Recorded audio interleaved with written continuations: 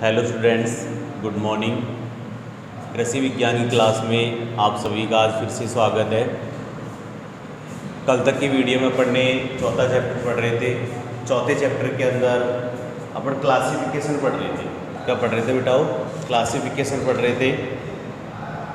Classification में अपन ने last classification पढ़ा था मृदा संपर्क शाकनाशी और स्थानांतरित शाकनाशी, यानी शाकनाशियों को क्या पढ़ रहे थे? वर्गीकरण, क्लासिफिकेशन ऑफ हर्बिसाइड्स।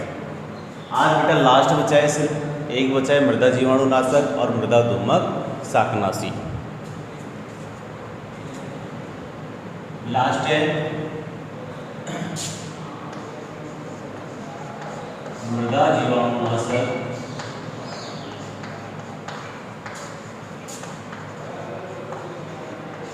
एवं मृदा दोमक शाकनाशी। ये लास्ट क्लासिफिकेशन है, हर्बिसाइड और क्लासिफिकेशन का लास्ट पढ़ेंगे। सबसे पहले पढ़ेंगे इसमें मृदा जीवाणुनाशक। क्या पढ़ेंगे बेटा? मृदा जीवाणुनाशक। क्या पढ़ेंगे? मृदा जीवाणुनाशक। अब मृदा जीवाणुनाशक क्या होता है? यानी इसमें वे रसायन जो वनस्पति के साथ साथ, यानी वे रसायन जो वनस्पति के साथ साथ जीवाणुओं को, लाभदायक जीवाणु या हानिकारक जीवाणु, उन जीवाणुओं को नष्ट कर देते हैं, वो क्या कहलाते हैं? मृदा जीवाणुनाशक कहलाते हैं। यानी वे रसायन जो वनस्पति के साथ साथ किसको नष्ट कर देते हो? जीवाणुओं को नष्ट कर देते हो, वो क्या कहलाते हैं? मृदा जीवाणुनाशक कहलाते हैं। क्या कहलाते हैं?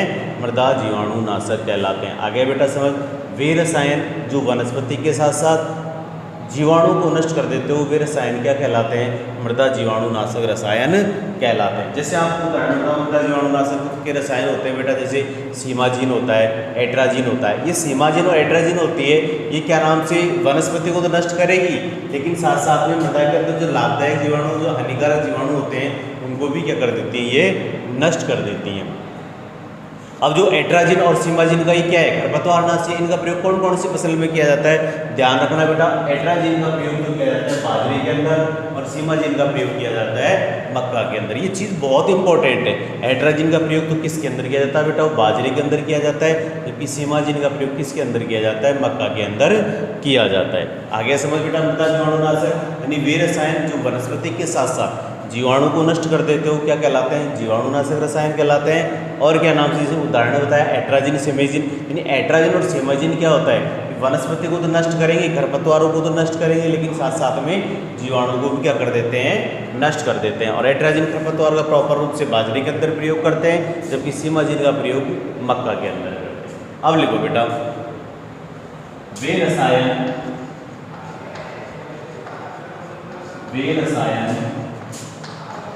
जो वनस्पति के साथ साथ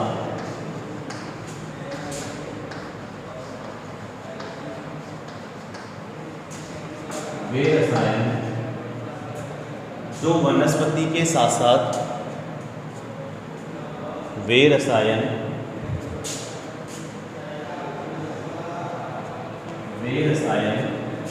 जो वनस्पति के साथ साथ जीवाणुओं को नष्ट कर देते हो, मृदा में पाए जाने वाले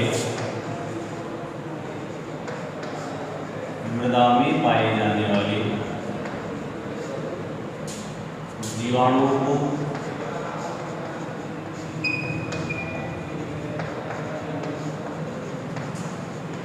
नष्ट कर देते हो,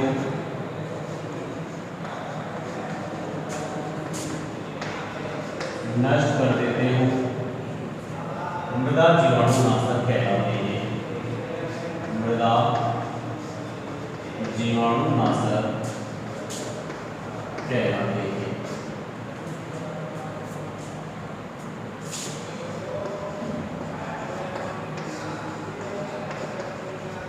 जैसे उदाहरण बताओ बेटा इसका, जैसे उदाहरण होता है एट्राजिन और सीमाजिन। एट्राजिन का प्रयोग किसके अंदर करते हैं? बाजरे के अंदर करते हैं, और सीमाजी नामक रसायन का प्रयोग किसके अंदर करते हैं? मक्का के अंतर्गत करते हैं। मृदा जीवाणुनाशक आ गया समझ, यानी वे रसायन जो वनस्पति के साथ साथ मृदा में पाए जाने वाले जीवाणु को नष्ट कर देते हो मृदा जीवाणुनाशक कहलाते हैं, जैसे एट्राजिन और सीमाजी। अब बात आती है दूसरा बेटा, दूसरा है मृदा धूमक शाकनाशी।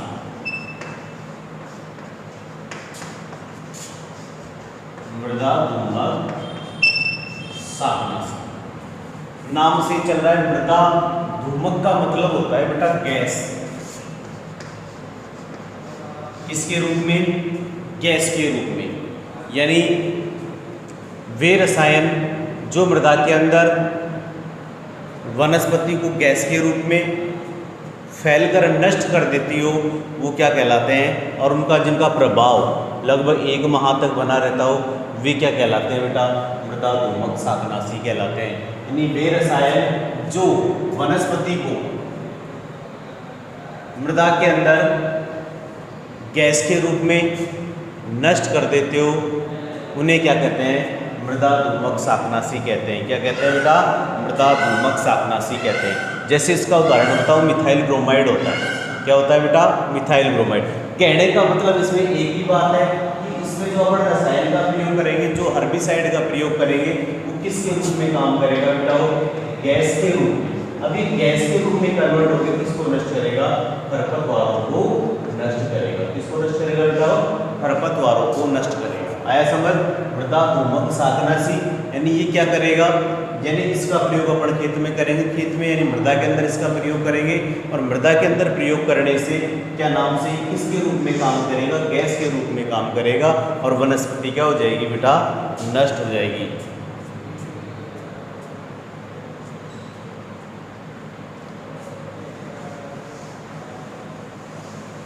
लिखो इसमें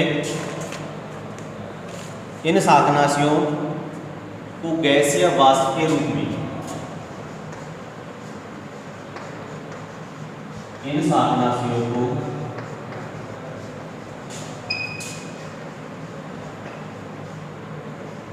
गैस या वाष्प के रूप में, गैस या वाष्प के रूप में, वाष्प के रूप में, गैस या वाष्प के रूप में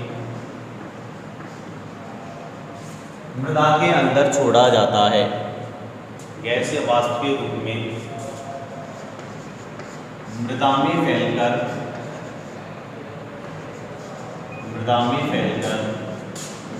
वनस्पति को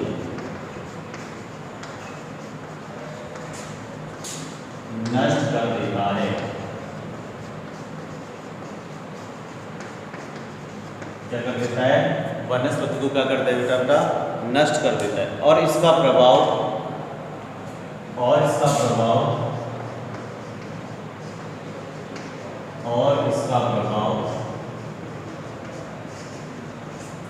मृदा में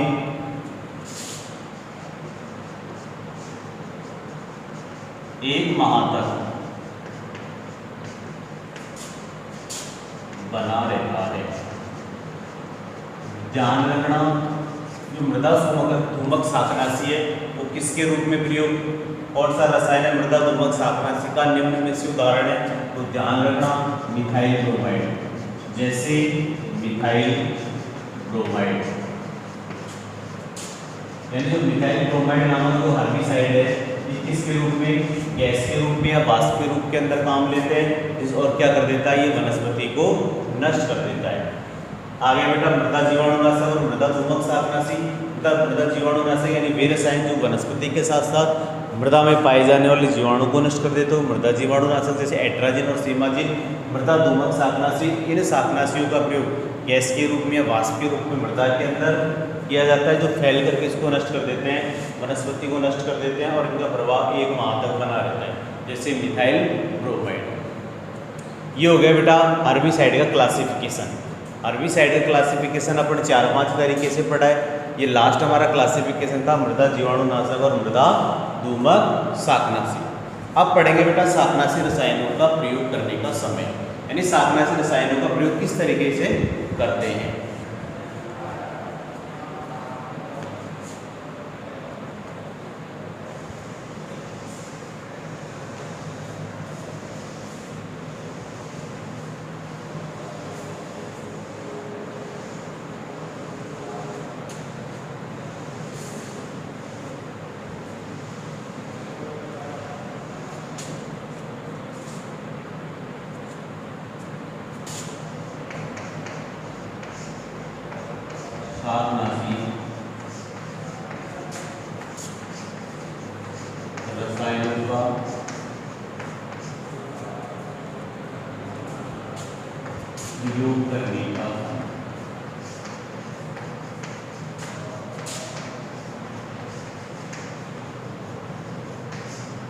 शाकनाशी रसायनों का प्रयोग करने का समय।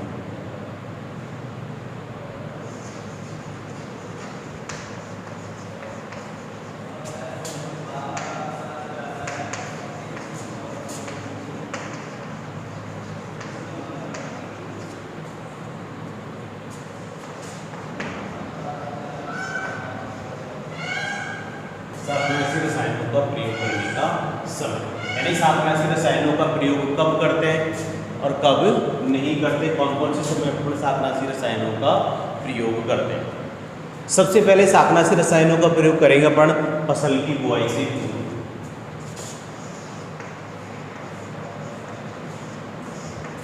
फसल की बुआई से पूर्व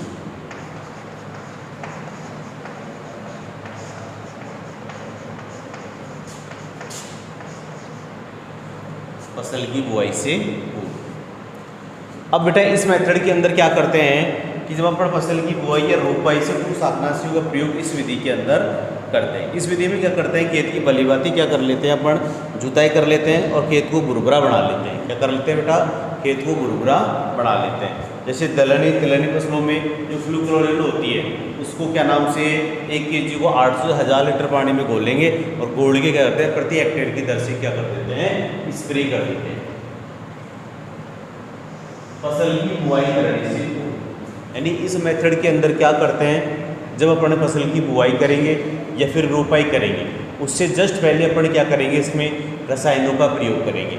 इसके लिए क्या करते हैं अपन, खेत की भली भांति जुताई करके और खेत को समतल कर लेते हैं। अब जैसे उदाहरण बताऊं आपको, जैसे उदाहरण होता है जैसे फ्लूक्लोरीन होता है, फ्लूक्लोरीन, इसका दूसरा नाम होता है बेसाल। क्या होता है बेटा, वो बेसाल। अब क्या करते हैं कि इसको 800 से 1000 लीटर पानी लेते हैं और 800 से 1000 लीटर पानी लेके इसकी मात्रा होती है 1 kg। 1 kg मात्रा को प्रति हेक्टेयर की दर से घोल बनाएंगे और प्रति हेक्टेयर की दर से क्या कर देते हैं, जब अपन फसल की बुआई करेंगे उससे पहले छिड़काव कर देते हैं। उससे क्या होगा कि जब हमारी फसल पैदावार करेंगे, कहने का मतलब उसके अंदर खरपतवार नहीं उगेगी। एक तरीका तो ये हो गया फसल की बुआई से पूर्व। दूसरा तरीका होता है फसल की बुआई के बाद। कब बेटा, फसल की बुआई के बाद लेकिन अंकुरण से पहले। दूसरा तरीका ये होता है, यानी इस मेथड के अंदर क्या करते हैं, अपन फसल की बुआई कर देते हैं और बुआई करने के तुरंत बाद अपन किसका प्रयोग करते हैं, हर्बिसाइड्स का प्रयोग करते हैं, रसायनों का प्रयोग करते हैं। जैसे धान ज्वार, जैसे ज्वार बाजरा मक्का होता है, इनमें अपन तुरंत जैसे एट्राजिन सिमाजिन का प्रयोग तुरंत कर देते हैं ताकि वो खरपतवारों का अंकुरण नहीं होता। तीसरा प्रयोग करते हैं अंकुरण के बाद प्रयोग। कौन सा प्रयोग बेटा, अंकुरण के बाद प्रयोग। यानी वे शाकनाशी रसायन अंकुरण के नाम से पता चल रहा है, यानी इसके अंदर क्या है, जब खेत में खरपतवार उग जाते हैं उसके बाद में किसका प्रयोग करते हैं बेटा, रसायनों का प्रयोग करते हैं। एक होता है बेटा लेबाई प्रयोग। लेबाई प्रयोग क्या होता है कि जब अपन फसल की अंतिम निराई गुड़ाई करेंगे, अंतिम निराई गुड़ाई करने के बाद जो अपन रसायनों का प्रयोग करते हैं वो क्या, कौन सा प्रयोग कहलाता है बेटा, लेबाई प्रयोग कहलाता है। बहुत इंपॉर्टेंट है लेबाई प्रयोग। लेबाई प्रयोग किसे कहते हैं, यानी इस मेथड के अंदर क्या करते हैं, जब अपन फसल की अंतिम यानी लास्ट निराई गुड़ाई करते हैं और लास्ट निराई गुड़ाई करने के बाद जो क्या नाम से अपन फिर उसमें हर्बिसाइड यानी जो खरपतवार नाशक का प्रयोग करते हैं उस प्रयोग को क्या कहते हैं, लेबाई का प्रयोग कहते हैं। क्या कहते हैं बताओ, लेबाई का प्रयोग कहते हैं। अब एक एक पढ़ लेंगे।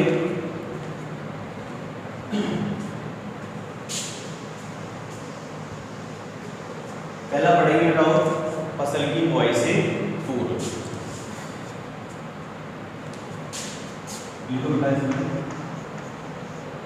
फसल की बुआई या रोपाई से पूर्व।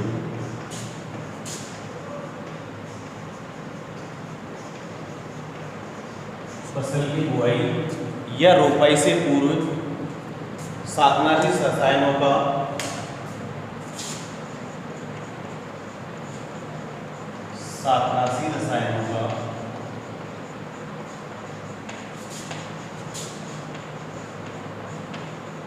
प्रयोग किया जाता है।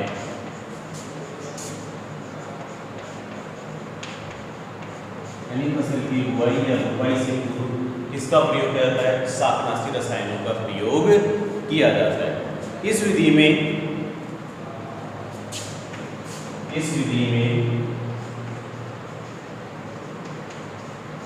खेत की भली भांति जुताई करके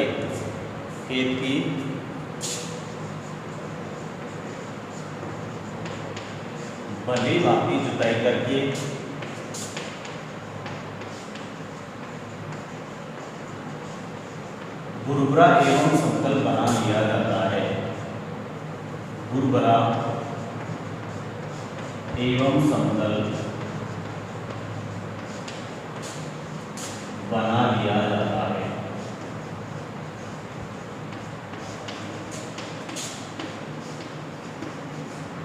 उसके बाद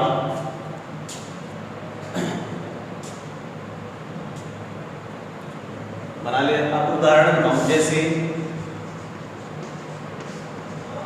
दलहनी फसल है या कोई तिलहनी फसल है। अब दलहनी फसल में और तिलहनी फसल में, यानी दलहन का मतलब दाल वाली, तिलहन का मतलब तेल वाली। अब इन दोनों फसलों में उगे खरपतवारों को नष्ट करने के लिए ध्यान रखना, फ्लूक्लोरिलीन का प्रयोग किया जाता है। किसका प्रयोग किया जाता है बेटा? फ्लूक्लोरिलीन का प्रयोग किया जाता है। इसकी क्या करते हैं, 1 kg मात्रा लेते हैं और 800 से 1000 लीटर पानी के अंदर अपन घोल देते हैं। दलहनी और तिलहनी फसलों में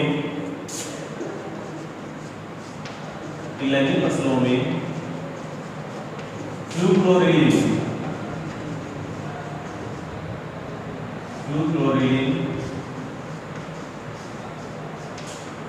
1 kg मात्रा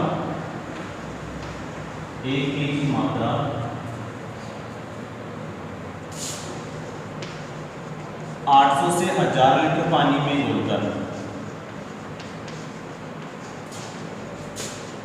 800 से 1000 लीटर पानी में घोलकर प्रति हेक्टेयर की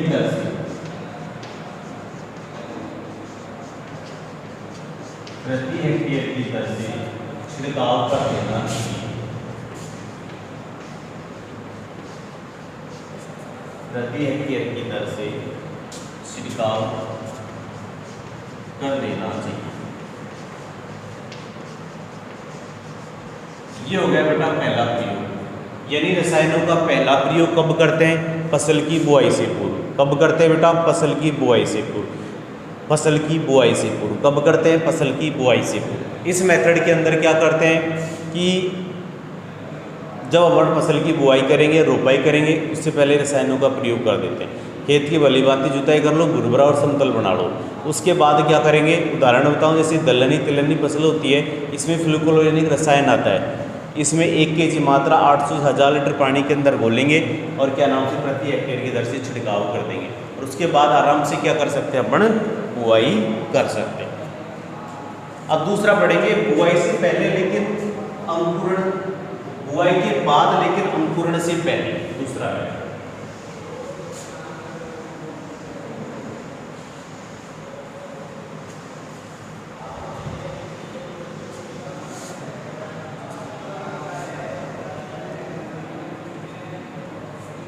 दूसरा हो गया बेटा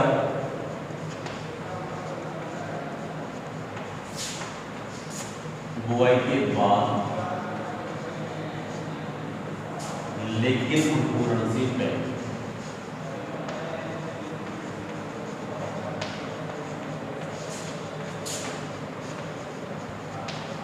बुआई के बाद लेकिन अंकुरण से पहले।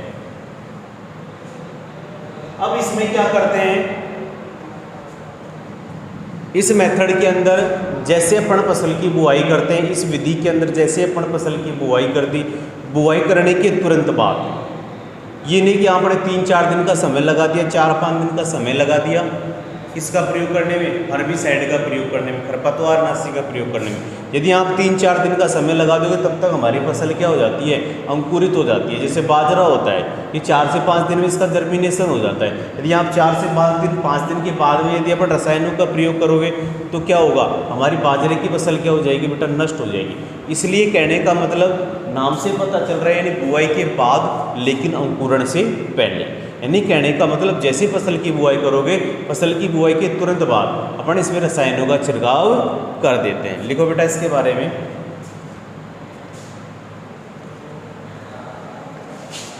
इस विधि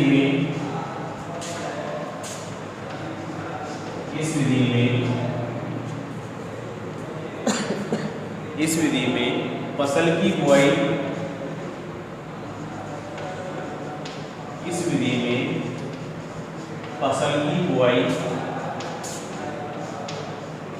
के बाद एवं अंकुरण से पहले, बुआई के तुरंत बाद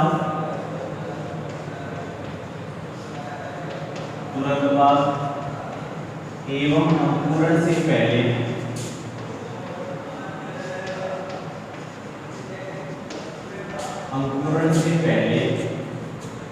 रसायनों का प्रयोग किया जाता है। पहले शाकनाशियों, अंकुरण से पहले शाकनाशी रसायनों का प्रयोग करते हैं।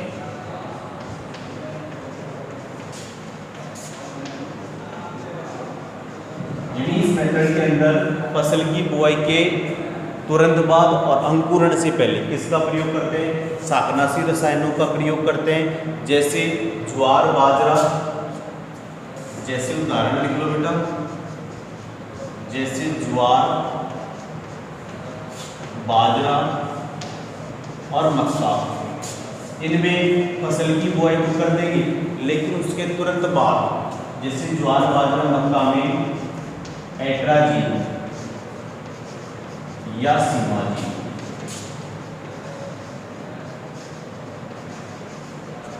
क्लियर?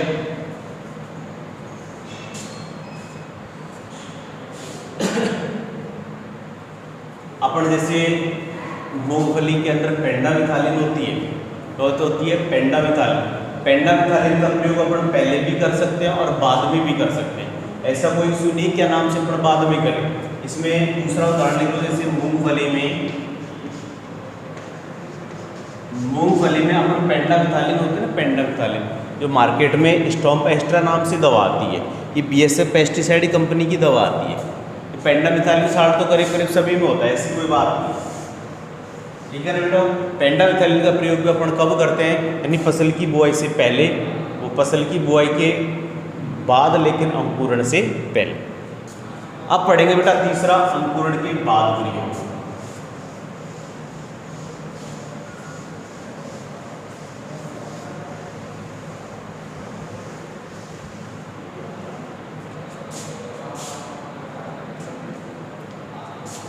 तीसरा होगा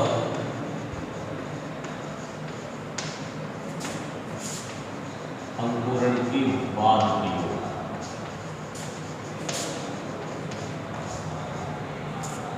अंकुरण के बाद प्रयोग।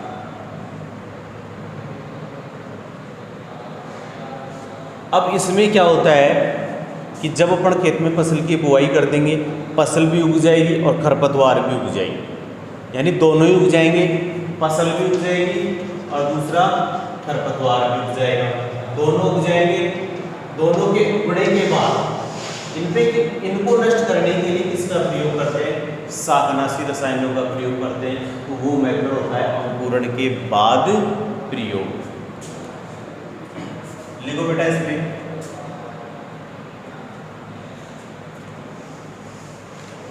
साथ से साथ याद करते हैं, टेंशन लेने में कठिनाई जरूरत को ध्यान डालना।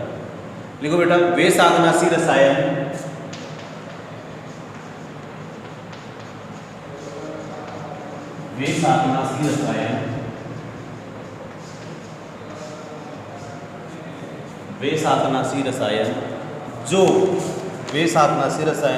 जो फसल एवं खरपतवार, वे शाकनाशी रसायन जो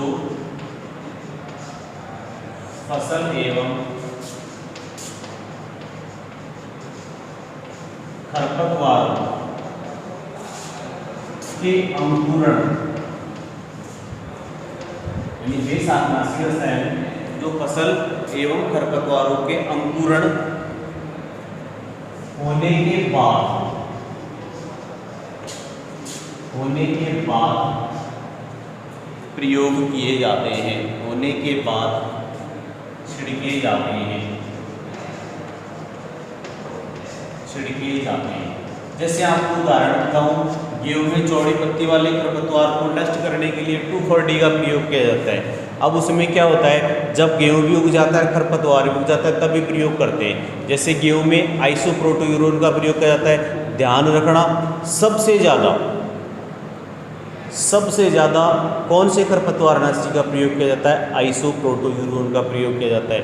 सबसे ज़्यादा कौन से खरपतवारनाशी का प्रयोग किया जाता है? आइसोप्रोटोयूरोन। जैसे उदाहरण लिख दूं, जैसे गेहूं में आइसोप्रोटोयूरोन, आइसोप्रोटोयूरोन। ध्यान रखना कि सबसे ज़्यादा रसायन का प्रयोग कौन सा किया जाता है? आइसोप्रोटोयूरोन का किया जाता है। किसका किया जाता है बेटा? आइसोप्रोटोयूरोन का किया जाता है। और कौन सी फसल के अंदर किया जाता है ये भी ध्यान रखना, गेहूं के अंदर इसका प्रयोग किया जाता है। और भी बहुत सारी बातें, जैसे अपन ने स्टार्टिंग किया था, वीड शब्द किसने दिया था? जेंथ्रोटूल ने दिया था। कौन सी पुस्तक में किया था? हॉर्स होइंग हस्बेंड्री के अंदर प्रयोग किया था वीड शब्द का प्रयोग। और वीड के पितामह कौन थे? जेंथ्रोटूल थे। और खरपतवार विज्ञान अनुसंधान निदेशालय कहाँ है? जबलपुर एमपी के अंदर पड़ता है। कहाँ पड़ता है बेटा? जबलपुर एमपी के अंदर पड़ता है। खरपतवार विज्ञान अनुसंधान निदेशालय पूछता है तो कहाँ पड़ता है? जबलपुर एमपी के अंदर पड़ता है। कहाँ पड़ता है बेटा? वो जबलपुर एमपी के अंदर पड़ता है। यदि आपसे पूछ ले जाए कि सबसे ज़्यादा खरपतवारों का प्रयोग कौन सी फसल में होता है, तो ध्यान रखना बेटा, सबसे ज़्यादा खरपतवारों का जो हानि होती है वो धान की फसल में होती है। कितने प्रतिशत? 60% हानि हो जाती है धान की फसल में। कितने प्रतिशत? 60%। सबसे ज़्यादा प्रति हेक्टेयर दर से खरपतवारनाशी कौन से राज्य में प्रयोग करते हैं? इस चीज़ का भी ध्यान रखना। पंजाब के अंदर करते हैं। यदि देश की बात आती है तो जापान के अंदर सबसे ज़्यादा किसका प्रयोग करते हैं? खरपतवारनाशी का प्रयोग करते हैं। अब बेटा इसका अपना लास्ट पढ़ेंगे लेबाई प्रयोग। क्या पढ़ेंगे? लेबाई प्रयोग। चौथा प्रयोग लेबाई प्रयोग। अब लेबाई प्रयोग क्या होता है पहले समझ लो। लेबाई प्रयोग वो होता है बेटा, जब हमारी फसल होती है, जो हमारी फसल होगी उसकी अपन अंतिम निराई गुड़ाई करने के बाद जब रसायनों का प्रयोग करते हैं, जब खरपतवारनाशी का प्रयोग करते हैं, तो उस प्रयोग को क्या कहते हैं बेटा? वो लेबाई प्रयोग कहते हैं। क्या कहते हैं? लेबाई प्रयोग। आगे समझ, कोई बात नहीं, दोबारा समझा देते हैं। लेबाई प्रयोग किसे कहते हैं? यानी लेबाई प्रयोग वो होता है बेटा जब अपन फसल की अंतिम निराई गुड़ाई करेंगे। अंतिम निराई गुड़ाई करने के बाद में जब अपन रसायनों का प्रयोग करते हैं तो वो प्रयोग क्या कहलाता है बेटा? लेबाई प्रयोग कहलाता है। क्या कहलाता है? लेबाई प्रयोग कहलाता है। आगे समझ, इस विधि का प्रयोग लिखो बेटा,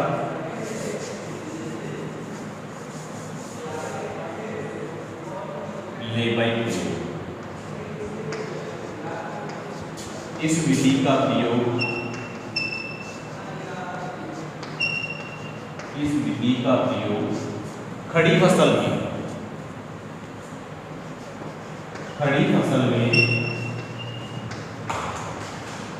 इस विधि का प्रयोग खड़ी फसल में अंतिम निराई गुड़ाई के बाद, खड़ी फसल में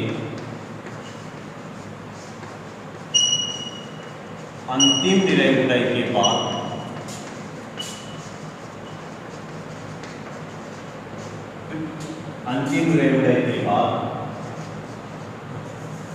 शाकनाशी रसायनों का प्रयोग किया जाता है। शाकनाशी रसायनों का प्रयोग किया जाता है। उस प्रयोग को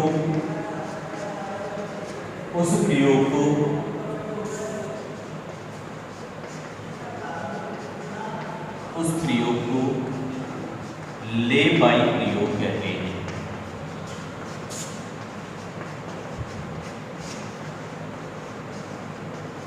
टेंशन होना, यानी किसी भी प्रकार की कोई दिक्कत नहीं है, ले बाई प्रयोग ध्यान रखना। एग्जाम में भी पूछ लेता है कभी कभार, यानी खड़ी फसल में अंतिम निराई गुड़ाई के बाद जो शाकनाशी रसायनों का प्रयोग किया जाता है उस प्रयोग को क्या कहते हैं, ध्यान रखना। उस प्रयोग को कहते हैं बेटा ले बाई प्रयोग। क्या कहते हैं? ले बाई प्रयोग। ध्यान रखना, उसे क्या कहते हैं? ले बाई प्रयोग। क्वेश्चन कैसे आएगा, यानी खड़ी फसल में अंतिम निराई गुड़ाई के बाद जो शाकनाशी रसायनों का प्रयोग किया जाता है उस प्रयोग को क्या कहते हैं बेटा? ले बाई प्रयोग कहते हैं। क्या कहते हैं? ले बाई प्रयोग कहते हैं। ठीक है, ये हो गया बेटा खरपतवार शाकनाशी रसायनों का प्रयोग करने का समय। अपन 4 प्रयोग पढ़ लिए। पहला तरीका पढ़ा पढ़ने बुआई यानी फसल की बुआई से पूर्व। दूसरा मेथड अपन ने पढ़ा फसल की बुआई के बाद लेकिन अंकुरण से पहले। तीसरा पढ़ा अपन ने अंकुरण के बाद, और चौथा पढ़ लिया ले बाई प्रयोग। 4 प्रयोग पढ़ लिए, यानी इन 4 मेथड में अपन इसका प्रयोग कर सकते हैं बेटा, रसायनों का प्रयोग कर सकते हैं।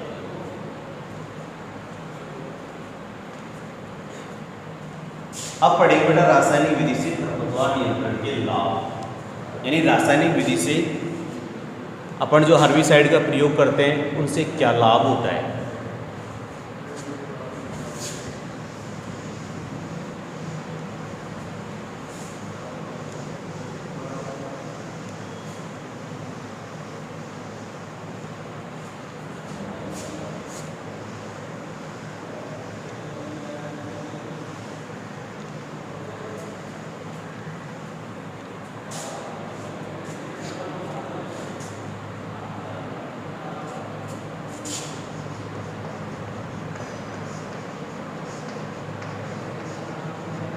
रासायनिक विधि से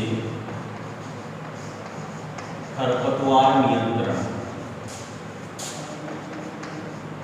रासायनिक विधि से खरपतवार नियंत्रण के लाभ।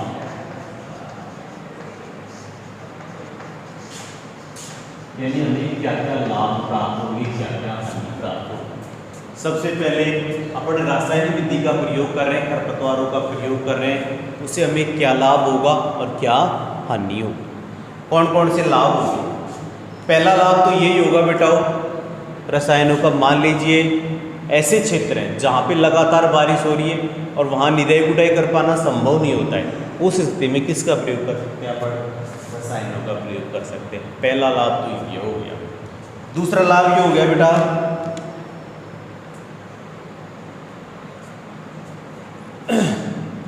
भौतिक और जो यांत्रिक विधि है वो तभी संभव है जब हमारे जो खरपतवार जो फसल है वो कितनी पत्ती की हो जाए? 3 से 4 पत्ती की हो जाए, तभी अपन किसका प्रयोग कर सकते हैं? निराई गुड़ाई का प्रयोग कर सकते हैं। लेकिन तब तक हमारी फसल में क्या हो जाता है बेटा?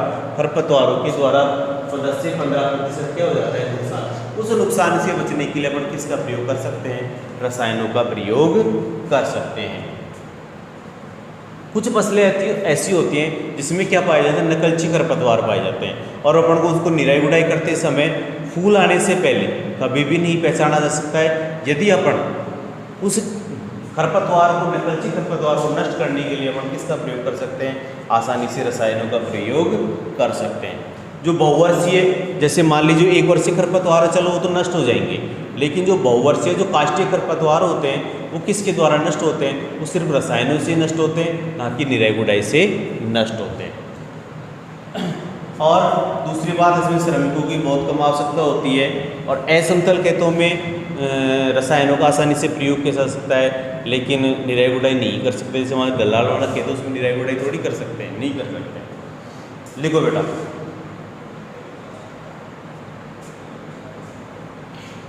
पहला पॉइंट लिखो, जिन क्षेत्रों में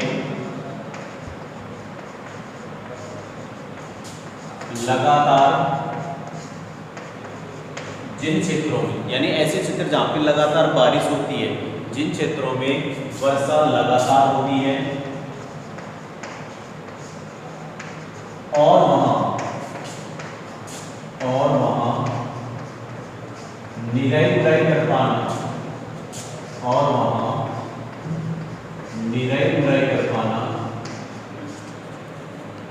संभव नहीं होता है, कर पाना संभव नहीं होता है, उस स्थिति में किसका प्रयोग कर सकते हैं? रसायनों का प्रयोग कर सकते हैं। संभव नहीं होता है इसलिए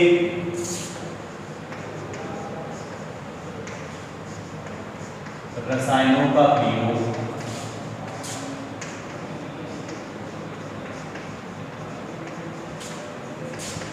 कर सकते हैं। यानी जिन क्षेत्रों में लगातार बारिश होती है, कहने का मतलब जिन क्षेत्रों में लगातार वर्षा होती है, लगातार क्या होती है? वर्षा होती है, वहाँ निराई गुड़ाई कर पाना संभव नहीं होगा। उस स्थिति में अपन किसका प्रयोग करते हैं? रसायनों का प्रयोग करते हैं। किसका प्रयोग करते हैं बेटा? रसायनों का प्रयोग करते हैं। अब दूसरा मेथड क्या होगा बेटा? अपन भौतिक और यांत्रिक विधि से क्या करते हैं? खरपतवारों का नियंत्रण कर लेते हैं, करते हैं ना नियंत्रण। लेकिन उसमें क्या होगा मानव? 3 से 4 पत्ती, यानी जब खरपतवार और क्या नाम से खरपतवार और फसल जब तक 3 से 4 पत्ती की नहीं हो जाती, तब तक अपन उनको पहचान पाना कठिन होता है। तब तक क्या होता है? हमारी फसल में खरपतवारों के द्वारा क्या हो जाता है बेटा? नुकसान हो जाता है। अब थे गोगुर जी नुकसान क्या हुए?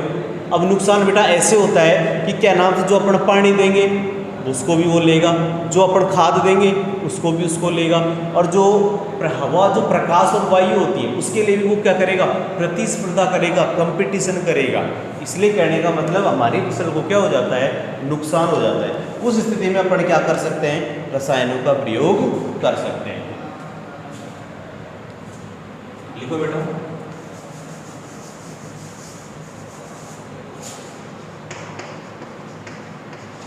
भौतिक एवं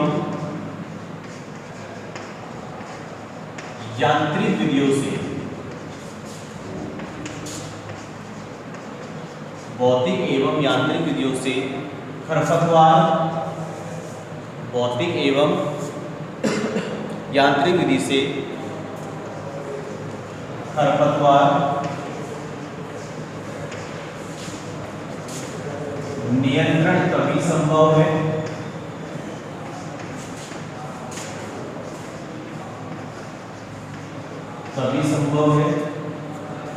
जब खरपतवार एवं फसल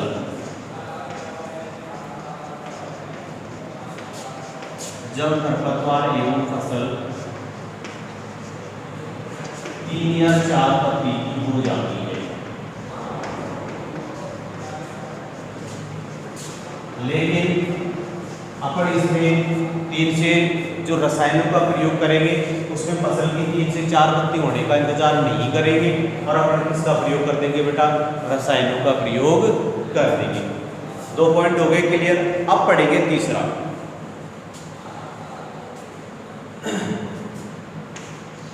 तीसरा क्या होगा बेटा?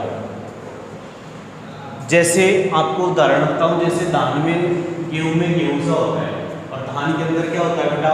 सांवा होता है। गेहूं में गेहूं सा होता है, धान के अंदर क्या होता है? सांवा होता है। अब ये क्या होते हैं? नकलची खरपतवार होते हैं।